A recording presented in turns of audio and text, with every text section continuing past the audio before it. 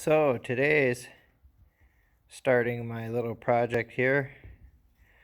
There's my 2-speed hydra drive for the Oliver here, and we need to figure out how to adapt this bolt pattern onto this plate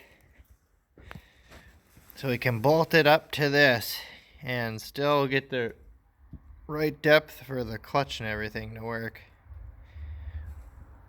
So that should be a treat. It does look like it shouldn't be too terrible.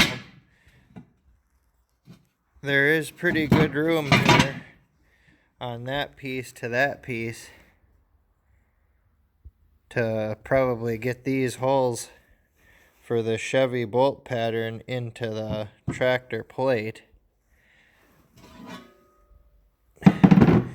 So I just got my bell housing off here just for a template of the bolt pattern. If we get that figured out, we'll pretty much have this swap in the bag. The rest should be real easy. So yeah, till next time.